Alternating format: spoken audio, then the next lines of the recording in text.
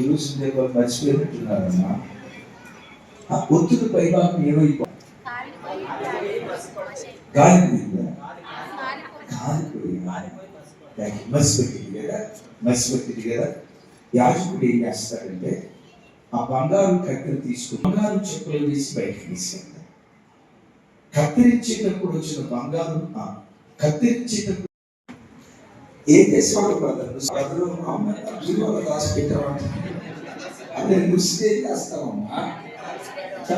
Most priority సంఘమే ఉండాలి.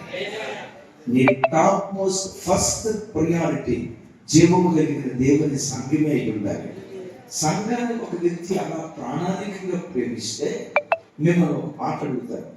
సంఘానికి శిరస్సు ఎవరు? వినపడాలి, ప్రతిగా చెప్పాలి. సంఘానికి శిరస్సు ఎవరు?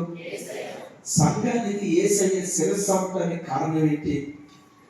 ఆయన దేవుడు అయినందువల్ల శిరస్సు అయ్యారా?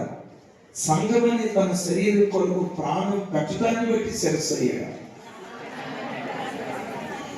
దేవుడు అయినందువల్ల మాత్రమే కాదు, దానికి మించి సంఘమని తన శరీరం కొరకు ఆయన తన ప్రాణాన్ని ధారపోసాడు కనుక, తన ప్రాణాన్ని పెట్టాడు కనుక సంఘానికి ఆయన శిరస్సు ఉన్నాడు.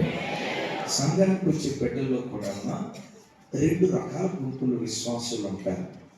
ఒకళ్ళేమో పాస్టర్ గారి కొరకు ప్రాణం పెట్టేవారు, సంఘం కొరకు ప్రాణం పెట్టేవారు, విశ్వాసుల కొరకు ప్రాణం పెట్టేవారు, దైవ సేవకుల కొరకు ప్రాణం పెట్టేవారు. ఇదో గుంపు. రెండో గుంపు ఉంటారు, అది మీ నోటితో చెప్పాలి, ఫిల్ ఇన్ ద బ్లాంక్స్. ఒకటేమో ప్రాణం పెట్టే గుంపు, రెండవ గుంపు మీకు తెలుసు, భాస్కర్ గారు మీకు తెలుసు కదా. ఒకటేమో ప్రాణం పెట్టే గుంపు, రెండవ గుంపు అర్థమైపోయింది. చెప్పి తర్వాత ఉంది. ఏ చర్చలో అయినా చూడండి, ఏ చర్చలో అయినా చూడండి, అది ఇమాన్యుయల్ చర్చ, బాప్టిస్ట్ చర్చ, లోకల్ చర్చ, ప్రైజలా, సిఎస్ఐ చర్చ, ఏ చర్చ అయినా కానీ ఉంటాయి కదా.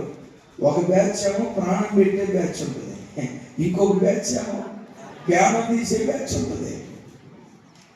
ఒక మాట, మీరు ప్రాణం పెట్టేవాళ్ళ ప్రాణం తీసేవాళ్ళ? అది మిమ్మల్ని అడిగితే తప్పి కదా, కానీ ఇంత పబ్లిక్ అడిగితే చెప్పలేదు కదా. అయితే ఏ బిడ్డ అయితే సంఘం కొరకు సేవకుల కొరకు ప్రాణం పెడతారో వాళ్ళ కుటుంబాలను సంఘంలో శిరస్సులాగా దేవుడు నిలబడాలి. దేవుడు మీ కుటుంబాలను శిరస్సుగా ఉంచును గాక. దేవుడు మీ కుటుంబాలను శిరస్సుగా ఉంచును గాక. ఇలా చక్కటి పాట పాడేది కదా, కన్నులారా. ఒకటి బంగారు చెప్ప, 2 బంగారు కత్తెర. చెప్పండి. బంగారు చెప్ప, బంగారు కత్తెర దేనికి వాడేవాడంటే దీపవృక్షం ప్రత్యక్ష గుడారంలో రాత్రి పూట వెలుగునివ్వడానికి దీపవృక్షాన్ని వెలిగించేవాడు. దీపవృక్షానికి 7 దీపాలు ఉండేవి. యాజకుడు సాయంత్రం వచ్చి ఆ దీపాలు వెలిగించేవాడు. ఆ రాత్రంతా ఆ ఒత్తులు కాలిపోతూ